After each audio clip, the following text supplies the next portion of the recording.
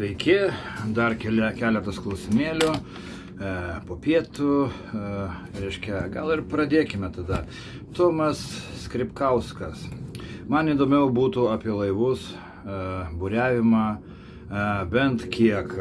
Tai kaip tik tau, Tomai, esu dabar laive ir iš pačio ryto žadu plaukti. Tai plačiau galėsime mano paskyroje, asmeninėje, tai kaip man ten seksis plauktis, nes įtariu, kad rytoj bus nuotykių, iš tikrųjų. Tai va, o rimtesnis klausimas yra Remigijaus Kozlovo.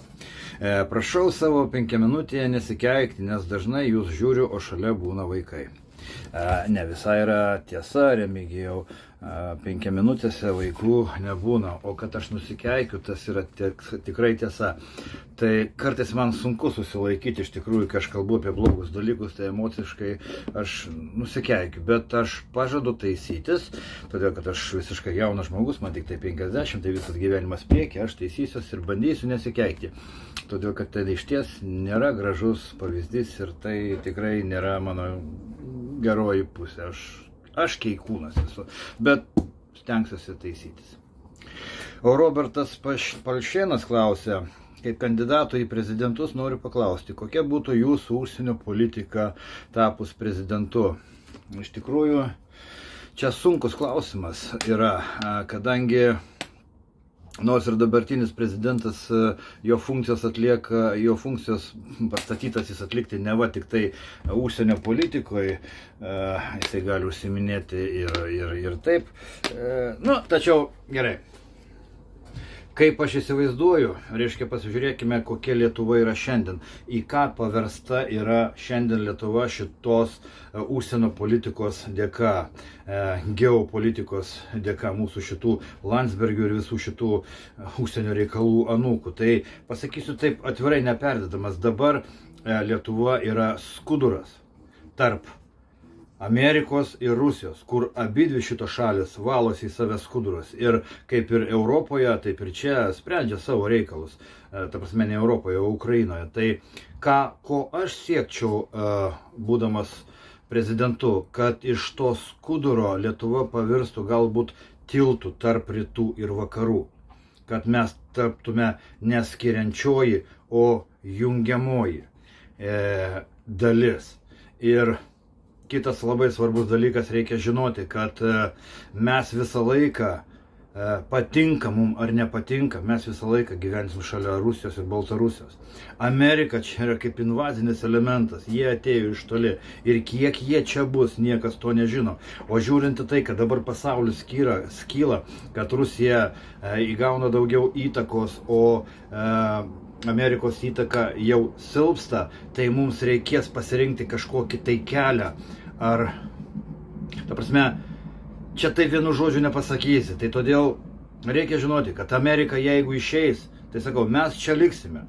Ir pykti su tokia galinga šalim, nesvarbu, ar ne mums patinka ar nepatinka, tiesiog yra kvaila.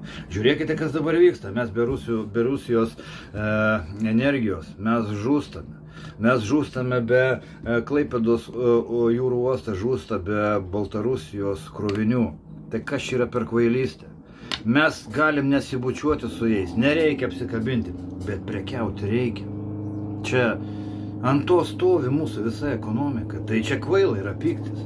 Aš už taiką, tiesiog aš esu už taiką, o ne už skaldymąsi. Kita vertus, tai yra tik tai mano nuomonė.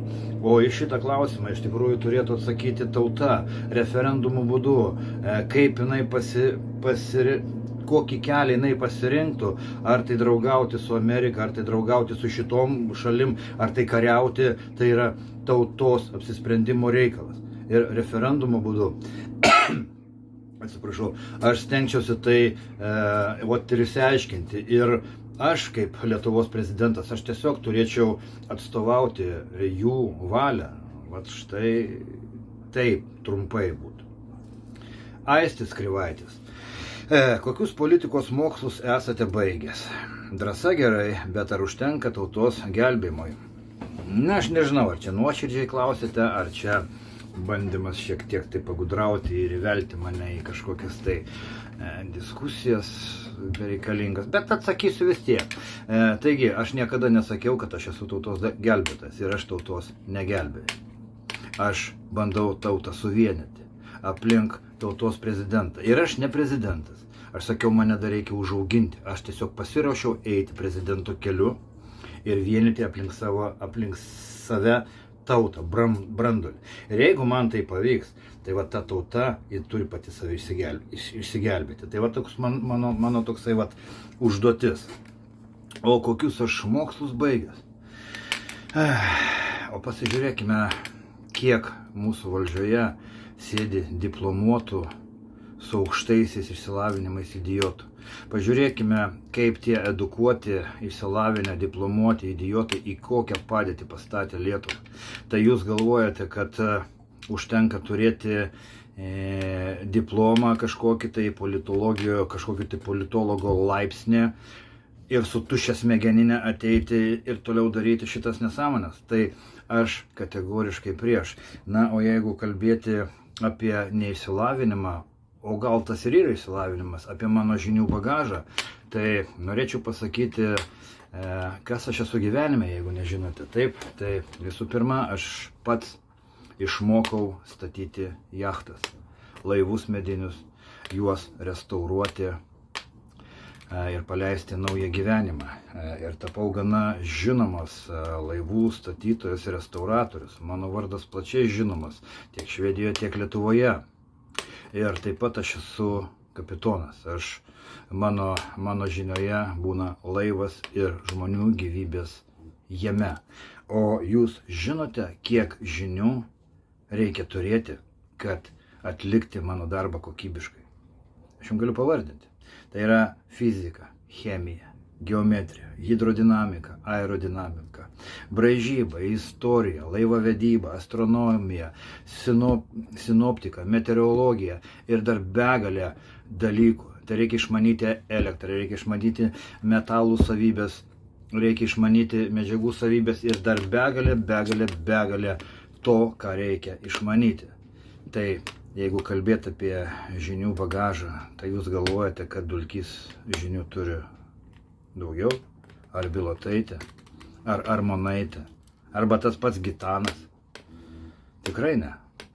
Gali surengti akistatą kažkokią tai patikrinimų žinių. Ir aš ateisiu. Ir jūs pamatysite.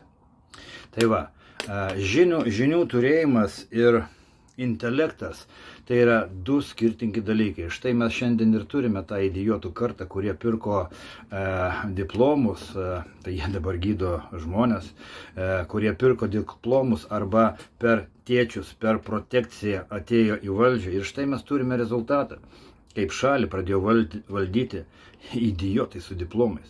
Tai jūs norite, kad ir aš toksai būčiau? Galvojate, kad diplomas tai yra rodiklis? Ne. Šiais laikais tai yra nerodiklis, sakyčiau, atvirkščiai. Smegenis turi veikti, bet ko reikia. O kita vertus, aš kaip sakiau, pirmoje eilėje aš ten ateinu subinių išspardyti tiem parazitam, kurie atvedė Lietuvą iki tokio lygio, kas yra dabar. Tam proto daug nereikia. Kita vertus, nėra tokio žmogaus, kuris išmano viską. Tam man bus reikalingi patarėjai. Ir kas nori būti patarėjais, kas išmano kažkokios srities esą specialistas, prašom, dirbam kartu, mokinkite mane, auginkite mane ir mes eisim atsimti savo Lietuvos. Ne aš vienas, mes visi kartu. Iki.